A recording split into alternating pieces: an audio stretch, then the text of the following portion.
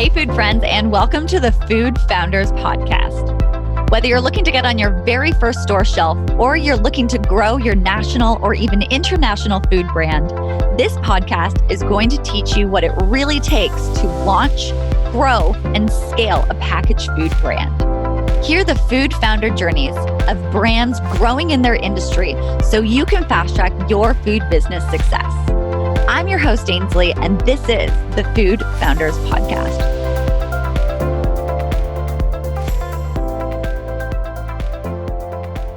Hello, food friends, and welcome to the Food Founders Podcast. I'm your host, Ainsley, and today I'm excited to be here with Lisa Curtis of Kuli Kuli. Kuli Kuli is a Moringa company that Lisa is going to dive in and share all about what that is about. And I think you guys are going to get a ton away from this about launching, growing, and scaling your packaged food brand. So Lisa, welcome to the Food Founders Podcast. Thanks for having me. Can you kick it off by just letting us know what is Kuli Kuli and who do you serve with your product? Yeah, great question. So Kuli Kuli is the leading brand pioneering Moringa. And for those of you who haven't heard of it, Moringa is a leaf. It grows on a tropical tree. So it grows all over the tropics from South America, Southeast Asia, to all over Africa. And it is incredibly nutritious. Some people call it the perfect food or the miracle tree is how it's known in a lot of Africa, where I first started working with it. And it contains a lot of protein, calcium, iron. And I would say what our target customer really gets out of it tends to be more female, although we obviously welcome guys as well, that we get sort of energized by it. It's kind of everything your body needs to feel good. So natural, nutrition-powered energy. And you mentioned that you first started working with this in Africa. Can you dive into that a little bit more? Yeah. So I started Kuli Kuli after working with Moringa as a Peace Corps volunteer in Niger, West Africa. So I was there back in 2010, a decade ago, which seems crazy. And I'm a vegetarian and found myself just feeling pretty unhealthy on a diet of mostly rice every day. And so I asked some of the women in my village's health center what I could eat to make me feel better. And they literally pulled these leaves off a tree and mixed them into this popular West African snack called Kuli Kuli. And they said, eat this, it'll make you feel better. And I was like, tree leaves? I don't know about this. But I trusted these women. And at that point I was like, I'll do anything to give myself like more energy. I was just so fatigued all the time. And I started eating it. And, I before that wasn't a big sort of believer in holistic medicine or, food as medicine. But I was like, wow, this is having a profound impact on my body and on my energy. Like, what is this plant? And so I did research and I was like, wow, this tree grows all over the tropics. It requires very little water to grow. It grows naturally in a lot of countries like Niger that have really high rates of malnutrition because it grows in hot climates, doesn't use much water. And yet very few people were eating it. It sort of had this like poor person stigma. It was like something people were feeding to goats. And I was like, what is this disconnect with one of the most nutritious plants in the world being grown in one of the most malnourished countries in the world and not being eaten? That seems crazy to me. So long story short, I started talking to some of the women in my village saying, what can I do to get more people to grow it and eat this plant? And they said, well, why don't you help us sell it? Because if we're selling it, then we'll grow more of it. And if we're growing more of it, we'll eat more of it. And I was like, 22 years old and was like, sure, yeah, no problem. I'll help you sell some Moringa in America. No idea what I was signing up for, but it's been an amazing journey and total labor of love ever since. Yeah, talk about having a reason to get out of bed every day. You've like connected with these women and these people, and you've told them that, yeah, I'm going to help grow this so that more people can enjoy this, so that you can benefit from it and that people's bodies can be nourished from it. Like, yeah, that's a good purpose right there. It is definitely something that keeps me going. And, startups aren't easy. It's often you feel like, why am I doing this? But I feel really, really blessed to have an amazing mission and a really incredible team to be working on this very hard problem with. And it's not an easy problem, like to try and solve this and try to grow this. Talk to me about some of the big lessons that you've had to have. I mean, this happened back in 2010. We're in 2020 now. What has part of that journey looked like? Did you come back home to America and you were like, yes, let's work on this right away? What did that look like? And what were some of those initial obstacles that you faced? Oh, so many. But I think I kind of came back to America and was like, I want to do this. I want to start a food company, and realized starting a food company takes a lot of money, which I didn't have because the Peace Corps paid me $75 a month. So, I literally had like $2,000 in my bank account in total. And then it also takes a lot of knowledge that I didn't have. And I was like, I've never even worked at a company, let alone started one. And one of the best pieces of advice I got is, how about before you go and start your own company, go work at a startup and fail on someone else's dime, is literally what the advice was. And I was like, oh, okay. Yeah, I could do that. So I went and worked at a startup for 2.5, almost 3 years. And this was my passion project. Like, this was my nights, weekends, like, how do I import Moringa to the US? How do I get high quality Moringa? How do I do this in a way that benefits farmers? How the heck do I get people interested in this? There was a lot of questions. And so I spent a lot of time trying to figure out answers and also gathering people around me. So got some friends coming on as co-founders, got some advisors together, and really just tried to be a sponge and soak up as much knowledge as I could. And then at the end of 2013, I was like, okay, I'm ready. I'm going to do this. So I quit my day job, and Kuli Kuli launched onto the market in 2014. That must have been such a shift for you. And also what a beautiful point to like, okay, you've been doing this evenings, weekends, trying to bring this to life. And that I've done that before. I know that takes so much out of you, but then to like make that leap and you're like, okay, now it's full time. So 2 questions on that. Number 1, let's do this one first. So what did it take for you to recognize that was the right time for you to leave your corporate job to start this? You're working for this startup, learning a ton. Did you have like a date in mind, or were you like, I need this knowledge, I need this amount of money? How did you decide that was the right time? Honestly, my boss kind of kicked me out in like the most loving way. I still give him a lot of credit for doing this. So we at the time had run this very successful Indiegogo campaign. We had gotten on the front page of the San Francisco Chronicle's business section as like cool new startup. And I still had a day job through all of this. And he kept being like, what are you doing? And I was like, I don't know. And then we got the news from Whole Foods. They wanted, to launch us in Northern California. We finally got, our first manufacturing run done with that crowdfunding money. And he was like, what are you waiting for? Like, there's never going to be a perfect moment. You're never going to have hundreds of thousands of dollars saved up. At that time, I was just like, can I just pay my rent for 6 months? Like, can I get to the point where I can do that? And I was like, okay, well, this is scary, but I'm going to do it. So yeah, took the leap. And, at the beginning, it felt really strange. It was just like, instead of going to work, I just stayed in my small apartment all day with, where I had 2 other roommates and sort of like working from my bed and trying to figure out, okay, I got to do these demos, and then I got to go pitch these investors, and then I got to go to this event. And it was really exciting and also terrifying in so many ways. Yeah, I would imagine so. That is a big leap. And thank goodness for you having such a great boss that you worked with to recognize that you need to go and do it, because it's never the right time, right?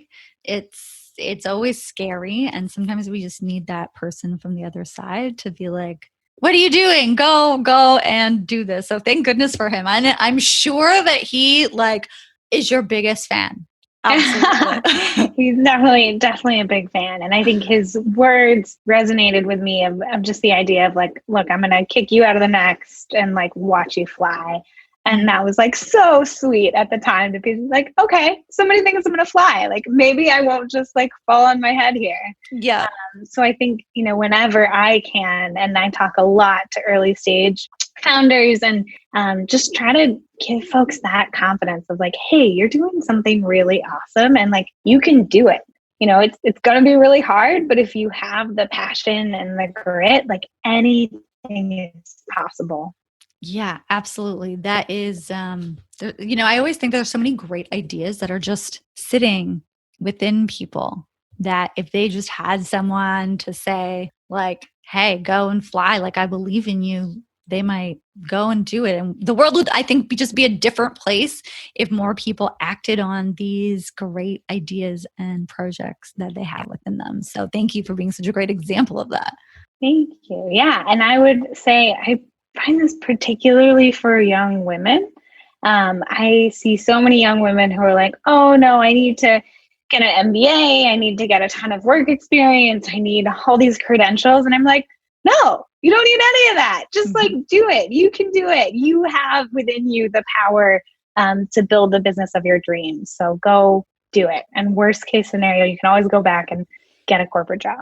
Exactly. That's always going to be there, right? Like that is always going to be there. What's one of the things early on in the business that you, like looking back, that you wish you knew then that you know now? Yeah, I think one of the things early on for me was that I was pushing so hard to be big that I didn't recognize the benefits of being small. And specifically in the food industry, as soon as you have a co-packer, you're hitting these minimum order quantities, so for us, like we found a very small co-packer. So it was only like 10,000 bars per SKU or per flavor at a time. But that's still a lot.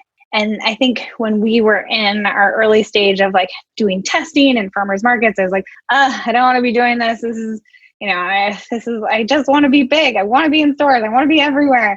I didn't really recognize the value of like that direct feedback from customers and the ability to iterate quickly and to say like, oh, okay, we got all this feedback that people don't like pineapple in our bars. They want to see cherry. So let's like try next week with cherry instead of pineapple. Like that is an amazing ability. And to test out different messaging. And we did a fair amount of that, but I think we could have done a lot more.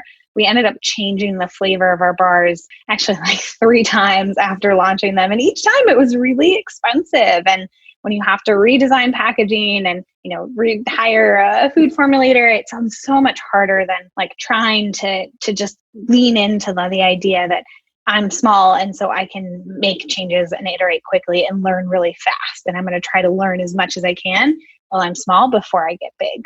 Yeah, that's a really good nugget. It's easy to see when you're like further ahead because you see both sides, right? It's like grass is always greener for sure. Totally. And, so Kellogg's one of our biggest investors and they tell us this all the time. They're like, you guys have this amazing ability to like innovate on a dime and like, launch regionally and Kellogg puts out a SKU and all of a sudden it has like 50,000 points of ACV overnight. And so it is all relative, but I think understanding the relative pros and cons of the size that you're at and making sure that you really lean into those competitive advantages, even if you're frustrated with like, I want to be a Kellogg and I'm, a Kuli Kuli. If you could go back in time and do anything different, is there anything that you would have done differently? I mean, a lot of little things. There was a lot of different failures and, challenges along the way. I think team is really, really hard. And, so the folks I recruited, kind of childhood best friends, other friends, started out as 4 of us. There are only 2 now.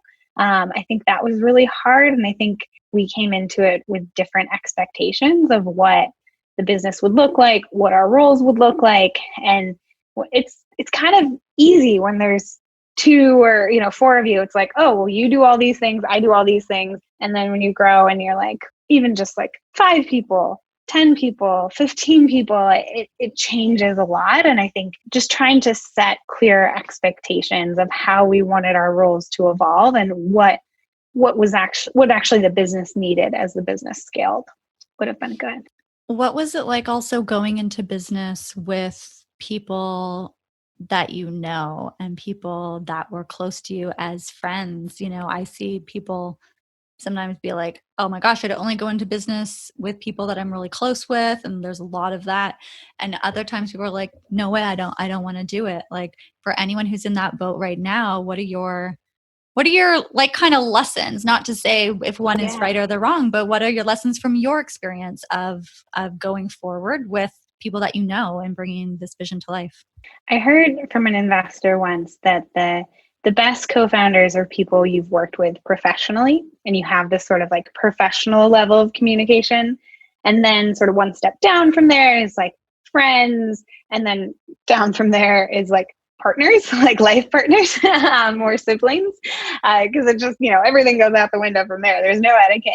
And I think one of the things that me and my co-founder do now that has been really amazing for us is we literally do a monthly relationship check-in where we're talking about like, how are we doing as partners? Like, how are we doing? We're not dating. I'm happily married. He's happily married. But as business partners, like, how is that relationship going? How are you feeling about the business? How are you feeling about your overall life? And how are you, what can I do to support you in kind of any way I can? And what's any feedback you have of ways I could have been supporting you better that I wasn't recognizing? And that has been really nice. We do it as a walk. We've now switched to virtual, but our office is right by this lake in downtown Oakland. So we generally do this like lake walk where we go and we sort of like talk through all of our challenges. And by the end of it, we're like, whew, all right, we're good. We're ready, ready to conquer the world again. That is such a good exercise to do because it is, you guys are doing it together. You have to check in with each other. I love that you guys do that. I think that is a really good practice. And while it is virtual right now, I can imagine when you guys were actually out to physically walk, that's really great too. Not only like the walking and talking, but also just being in a different environment probably really helps with that as well. Totally. Yeah, I do it with my husband too. So different levels of relationship check-in. You're a good communicator. This is good. This is really good. I've gotten better over the years. Let me tell you, it's not something that comes naturally to me, but I think I am learning to be a much better listener and much better communicating my thoughts in a way that's constructive. What is something that you guys are working on as a company right now that's setting you up for that next stage of growth or development, whatever that is for you guys? What are you guys working on right now?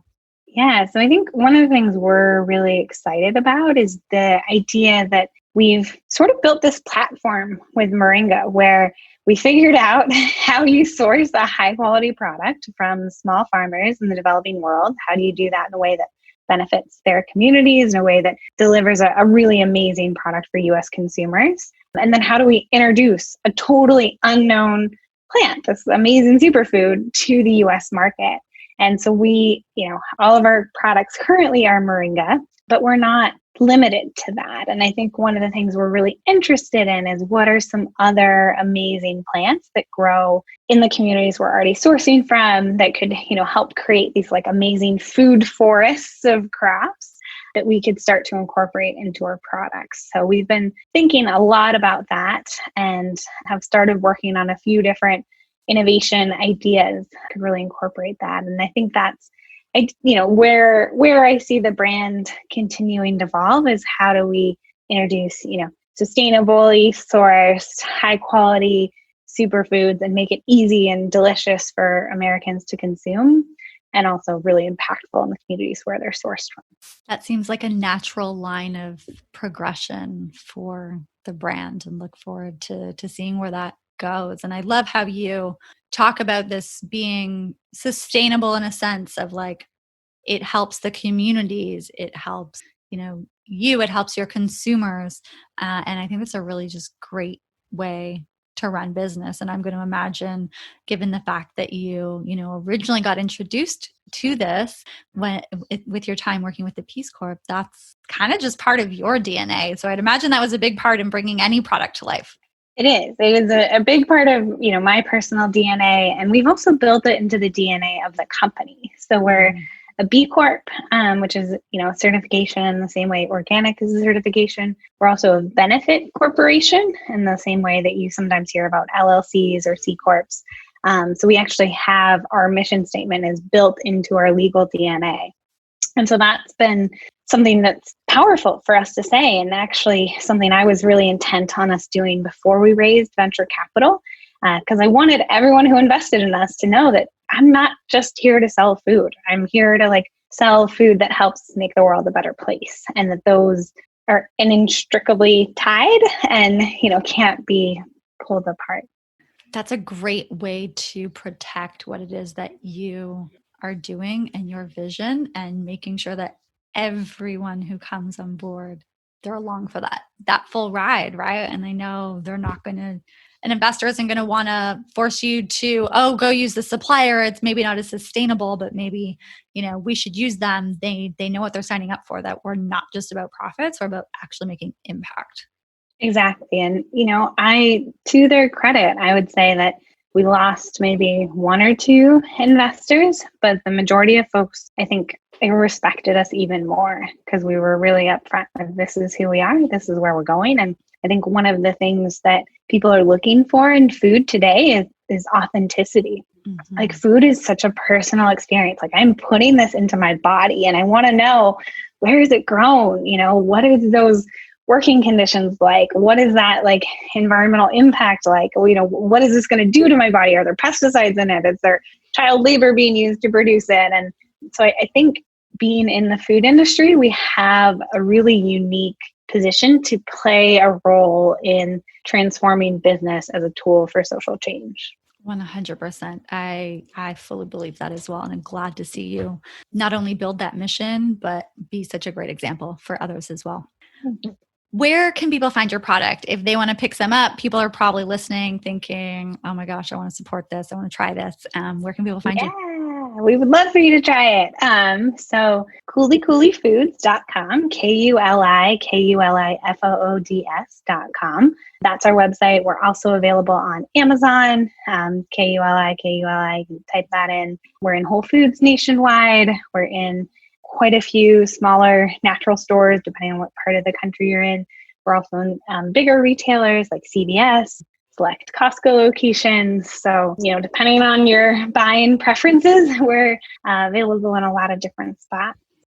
Awesome. Lisa, thank you so much for sharing this story. It sounds like it has been quite the journey, and you guys have made a really big impact in a big way, bigger than just for yourselves, for a lot of people involved.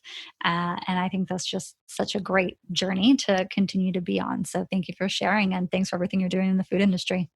Yeah, thanks so much for having me and letting me share this story. I mean, it's still a journey. We haven't made it by any sense, but it has been an amazing journey so far. And we're so excited to continue to grow and make an even bigger impact.